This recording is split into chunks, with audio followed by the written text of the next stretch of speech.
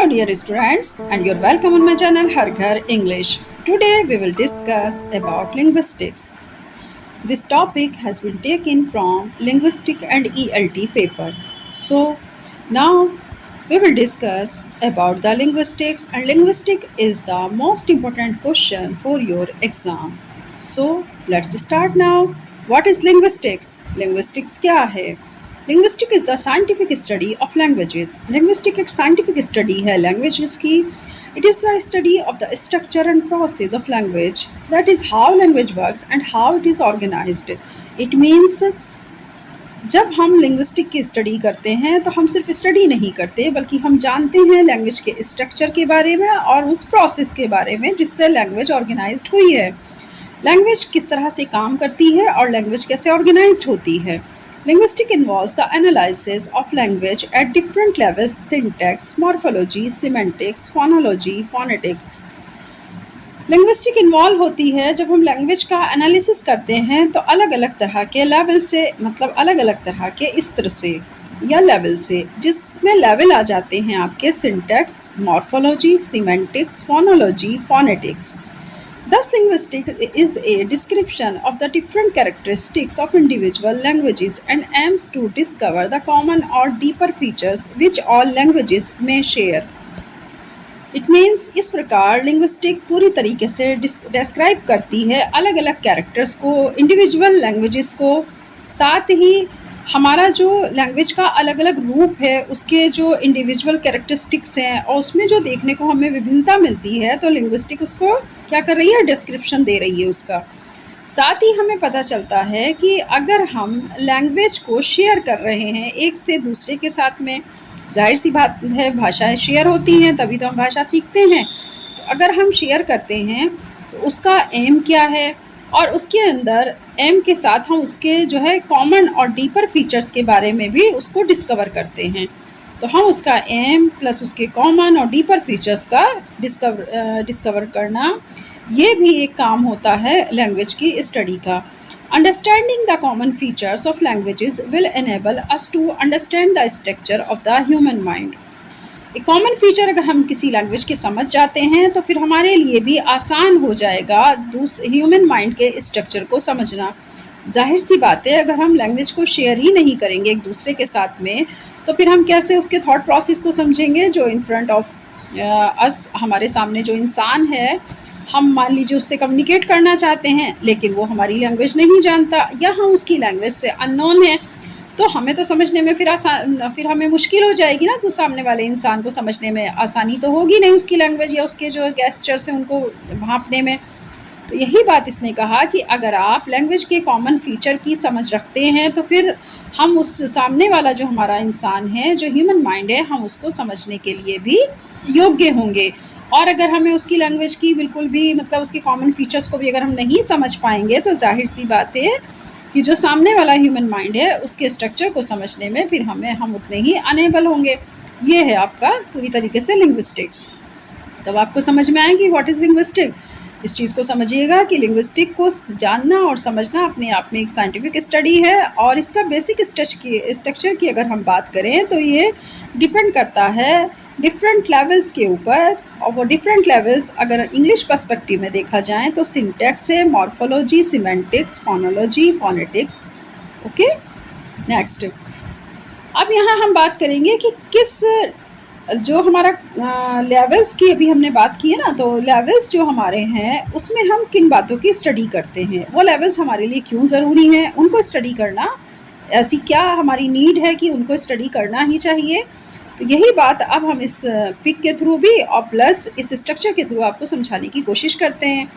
Okay students, चलिए इससे पहले मैं आपसे एक बात और डिस्कस कर दूं कि जो भी हमारे चैनल हर घर इंग्लिश पर नए स्टूडेंट्स हैं और वो चाहते हैं किसी भी टॉपिक के ऊपर इंग्लिश लिटरेचर से रिलेटेड कि हम उनके लिए वीडियो बनाएं, तो ज़रूर हमें कमेंट बॉक्स में लिखिए। हम उस टॉपिक को लेकर के आपके लिए अपनी वीडियो ज़रूर अपलोड करेंगे ताकि हम उसमें आपको एक क्वेश्चन या कोई भी टॉपिक समझा सकें। सेकेंडरी चीज़ ये थी कि आप चैनल को ज़्यादा से ज़्यादा सब्सक्राइब शेयर करिए, क्योंकि लॉन्ग आंसर टाइप क्वेश्चंस की प्रिपरेशन आपको पूरे यूट्यूब चैनल पर कोई नहीं करा रहा है, सिर्फ हम हैं जो आपके लिए लॉन्ग आंसर टाइप क्वेश्चंस लेकर के आते हैं। तो इसलिए आप इस चैनल को ज़्यादा से ज़्यादा अपने दोस्तों में और जो भी लोग इंग्लिश टीचर से आपके रिलेटेड हैं, जुड़े हुए हैं, उनसे ज़रूर आप जो है हमारे चैनल को शेयर करिए ताकि वो भी अच्छे स्कोर को गेन कर सकें। ओके डियर स्टूडेंट्स, चलिए अब देखते हैं की फील्ड्स। अभी हमने बात की थी ना कि अलग अलग लेवल्स होते हैं, तो उन्हीं लेवल्स को अब हम देखेंगे कि हम किस लेवल में क्या चीज़ स्टडी करते हैं। First of all phonetics, the study of speech production. Phonetics में हम स्टडी करते हैं स्पीच के प्रोडक्शन की, कि आवाज़ में जो स्पीकिंग के दौरान हम स्पीच वर्ड्स जो हम अपने प्रोडक्ट कर रहे हैं वो किस तरह से फॉर्मेशन उनका होता है। तो first of all is your phonetics, second is the phonology. Second is the phonology. Phonology, the study of speech system. हमको बोलना कैसे है, वो सिस्टम कौन सा है जिसमें हमें स्पीकिंग करनी है। फोनोलॉजी हमें पढ़ाती है या हमें ये सिखाती है कि इसमें हमें स्पीच सिस्टम का स्टडी करना है। Third is the morphology, the study of word formation and creation.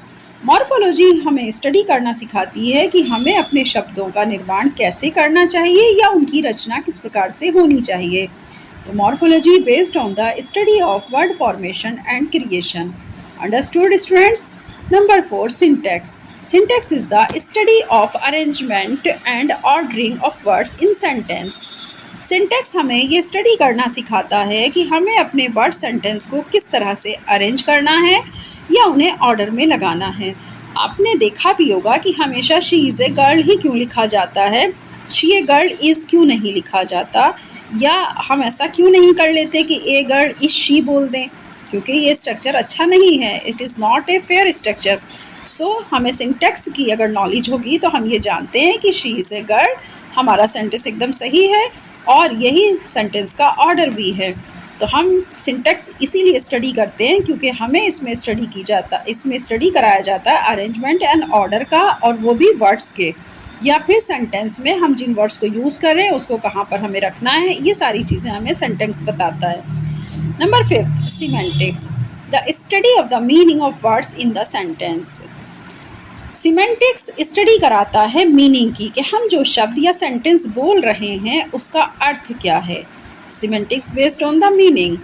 Okay, तो सीमेंटिक्स क्या है, ये स्टडी कराता है meaning of words in the sentence. Sentence में इस वर्ड्स के मौजूद होने से हमारे सेंटेंस का अर्थ क्या निकल रहा है, ये स्टडी हम सीमेंटिक्स से करते हैं।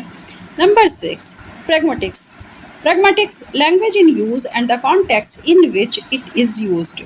लैंग्वेज का यूज़ हम जिस सेंस में कर रहे हैं या जिस कॉन्टेक्स्ट में कर रहे हैं उसका यूज़ उसी कॉन्टेक्स्ट में होना चाहिए और होता है। वो चीज़ें, ये सब चीज़ें हमें कौन सिखा रहा है, प्रैग्मेटिक्स सिखाता है। प्रैग्मेटिक्स कहता है कि लैंग्वेज में यूज़ होने वाला कॉन्टेक्स्ट जो भी आप यूज़ कर रहे हैं या जिसका भी यूज़ किया जा रहा है, क्या वो सही है।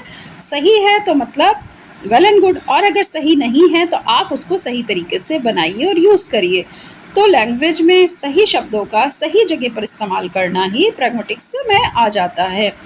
Gramophonemic, gramophonemic symbol system of oral and written and the relationship between them. आपसे बोला जा रहा है ग्रामोफोनेमिक में कि सिंबल सिस्टम होता है। सिंबल सिस्टम वो होता है जो हम मौखिक या लिखित भाषा में यूज़ करते हैं, जो हमारी ऑरल एंड रिटन लैंग्वेज में यूज़ किया जाता है सिंबल सिस्टम, और आगे चल के हम उनके बीच में आपस के रिलेशनशिप को भी बताते हैं। सिंबल सिस्टम हमारे ऑरल एंड रिटन रिलेशनशिप के बीच के जो हमारी एक ब्रिज का काम कर रहा है वो है symbol system. Symbol system oral और रिटन दोनों में यूज़ किए जाते हैं और रिलेशनशिप को बिल्ड करते हैं between them. Okay, it is a gramophonemic. आप इसको बहुत अच्छे से लर्न कर लीजिएगा। फोनेटिक्स में स्टडी हम स्पीच प्रोडक्शन की करते हैं। फोनोलॉजी में स्टडी स्पीच सिस्टम की होती है। मॉर्फोलॉजी में वर्ड फॉर्मेशन एंड क्रिएशन की स्टडी की जाती है।